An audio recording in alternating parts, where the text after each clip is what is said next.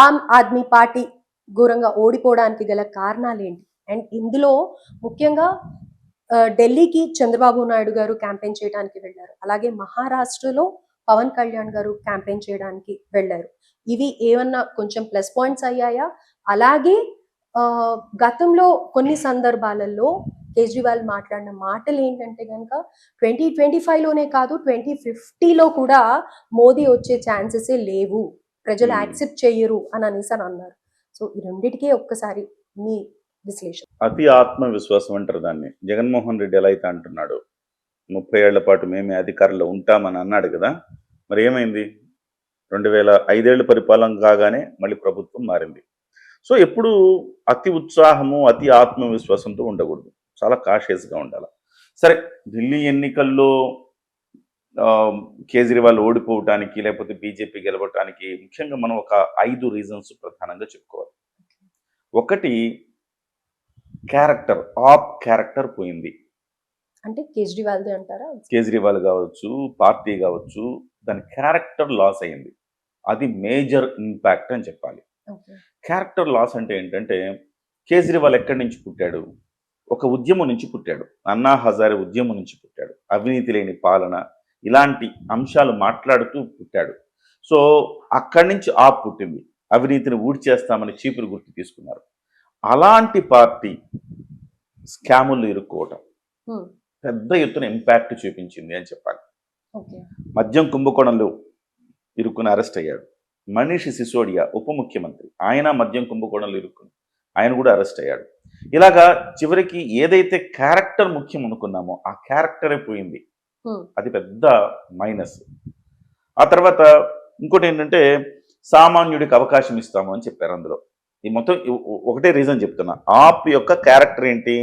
నిజాయితీ, అవినీతి రహిత పరిపాలన అనేది అది పోయింది.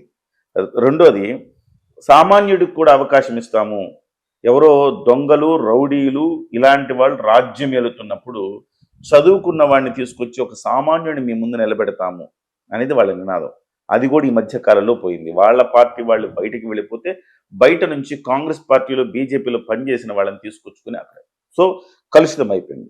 తర్వాత డబ్బు అనే ప్రస్తావన లేని రాజకీయాలు వాళ్ళు చేద్దాం అనుకున్నారు. కానీ ఏం జరిగింది? స్కాముల పాలైపోయిన తర్వాత వీళ్ళు కూడా డబ్బు దోచుకునే ఒక సాధారణమైన పార్టీలే, ఒక ట్రెడిషనల్ పార్టీ ఆప్ కూడా బీజేపీకి కాంగ్రెస్ పార్టీకి భిన్నమేం కాదు అని అనిపించింది. సో ఆ రీజన్ చాలా భారీ ఎత్తున ఇవాళ ఆప్ని దెబ్బ కొట్టిందని చెప్పాలి. ఇక రెండవది, కాంగ్రెస్ పార్టీతో పొత్తు లేకపోవటం. కాంగ్రెస్ పార్టీకి 8% ఓటింగ్ వచ్చింది. సో ఆప్కి అలాగే బీజేపీకి మధ్య ఓటింగ్ వ్యత్యాసాన్ని మనం పరిశీలిస్తే 0.32% మాత్రమే.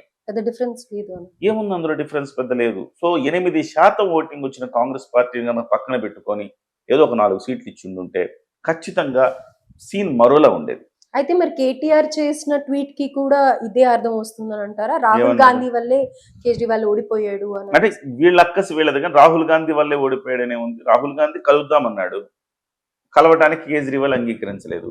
గతంలో హర్యానా ఎన్నికల్లో కేజ్రీవాల్ కలుద్దామన్నాడు, అప్పుడు రాహుల్ అంగీకరించలేదు. సో ఒకళ్ళకొకళ్ళు చేసుకున్నారు.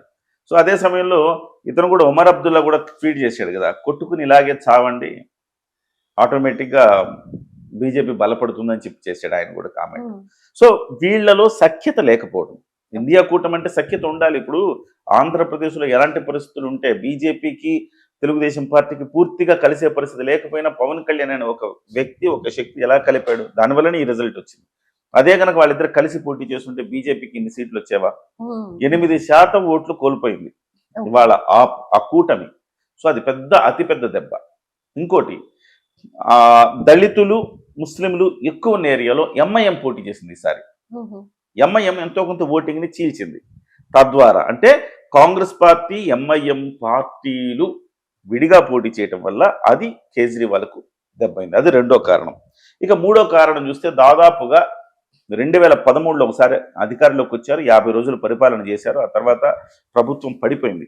2013లో వాళ్ళకు వచ్చిన సీట్లు ఏంటంటే 28, బీజేపీకి వచ్చింది 31, కాంగ్రెస్కి వచ్చింది 8, ఇతరులకు వచ్చింది 3. అంటే అక్కడ మీకు పూర్తి స్థాయి మెజారిటీ లేకపోయినా కాంగ్రెస్ పార్టీతో కలుపుకొని అత్యవసర మెజారిటీతో ఆ రోజు పరిపాలన చేసింది.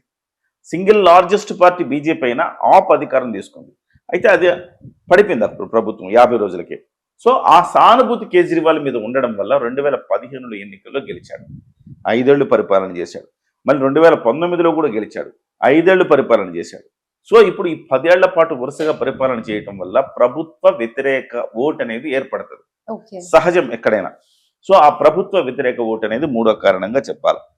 నాలుగో కారణం, ప్రతిసారి ఏం చెప్తా ఉంటాడు కేజ్రీవాల్, నేను చాలా అభివృద్ధి కార్యక్రమాలు అది చేయాలనుకుని ఇది చేయాలనుకున్నా బీజేపీ సహకరించట్లేదు, బీజేపీ నన్ను ఇబ్బంది పెడుతోంది, ప్రతి సందర్భంలో కేంద్ర ప్రభుత్వం ఇబ్బంది పెడుతోంది అని చెప్తూ ఉంటాడు. అవును. జనాల్లో కూడా ఒక అంచనా వచ్చింది.